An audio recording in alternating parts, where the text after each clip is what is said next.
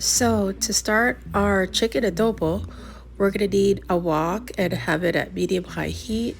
And to this we're gonna add 3 tablespoons of avocado oil. I prefer avocado oil because it's a healthier fat, and this was purchased at Costco.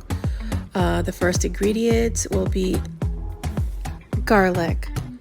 3 tablespoons of minced garlic. A lot of Filipino dishes use a lot of garlic, and this is one of them. It gives a great flavor, and I like to saute it a little bit because when you brown it a little bit, it gives that nutty flavor to the dish. So just be cautious, it does burn quickly.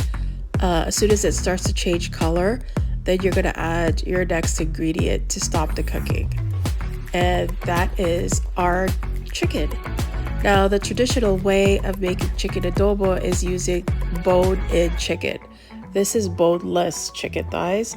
This is 4.5 pounds, and I cut it up into about 1-inch pieces.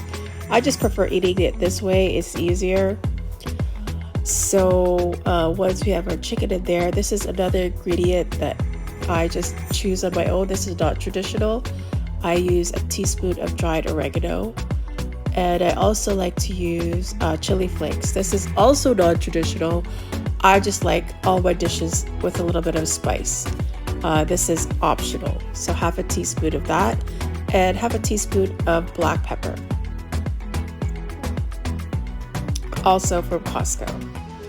Now this is a traditional seasoning, and that is 2 teaspoons of black peppercorns. So once you have all your spices in there, we're just gonna toss that around a little bit before we add our next ingredient, which will be the soy sauce. Now for the chicken adobo, if you've ever seen it before, it's kind of dark. So we get that darkness from dark soy sauce. This is the mushroom flavor soy sauce, and I'm gonna add about 5 tablespoons to this. And we're not using any salt for this. Instead, we're going to use soy sauce, more soy sauce. This is 3 tablespoons of regular soy sauce. This happens to be Kikoman. I love this soy sauce. I use this brand for a lot of my dishes. It just has a really great flavor. So we're going to toss this around a little bit. Now, I mentioned previously that I am on the keto diet, so I like to add in as much healthy fat as I can. So this is also not so common, but some people do this as well, is add 1 can of coconut milk. And if you've never tried any dishes with coconut milk in it, well, here's your opportunity. It gives such a great richness and flavor and depth to the dish. So there's my healthy fat for the keto dieters out there. So we're just gonna saute this and let it simmer a little bit. So just remember that the chicken is still raw. We've just been adding the seasonings so that the flavors all penetrate the chicken. So this is another traditional ingredient. This is 4 bay leaves. So with regards to the bay leaf, you also got to remember that it's not really meant to be eaten. It's just for flavoring. So once the dish is cooked, feel free to pull them out if you want.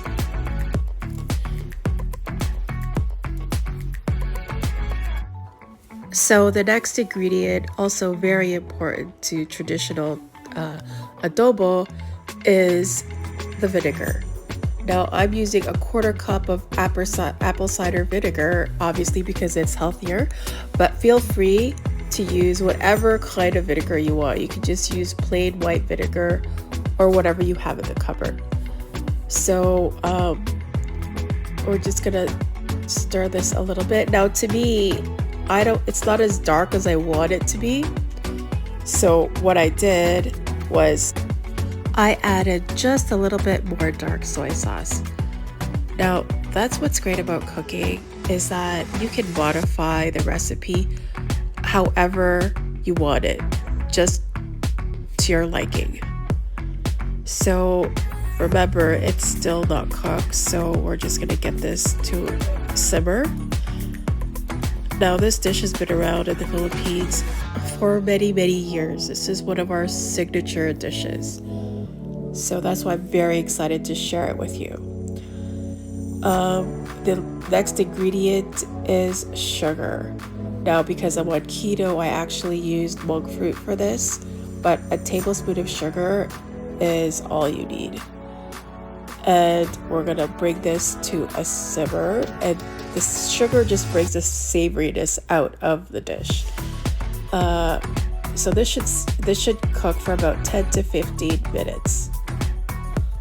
Once the chicken is cooked after about 10 to 15 minutes, this is another thing that I personally like to do, is I add vegetables to everything. So I'm adding 1 package of frozen green beans. Now, I like to make my dishes complete. You have your vegetables, you have your protein. It's a meal in one, and it's nutritious. If you've never tried bean adobo style, well, you're in for a treat because it's absolutely delicious. The beans absorbs all the flavors of the sauce. So because it's frozen, it cooled the dish down. So we're gonna bring this back to a simmer. Once it comes to a simmer, you're gonna let it stew there for about 5 minutes. After 5 minutes, your dish is done. Growing up, this is typically served with a plate of steaming hot rice. That's why when I make any kind of dish, I always, as you can see, have extra sauce, because the sauce on the rice is a game changer. Now, because I'm on keto, I prepared my cauliflower fried rice, which is on my channel, and I had it with this chicken adobo. Absolutely delicious. Enjoy!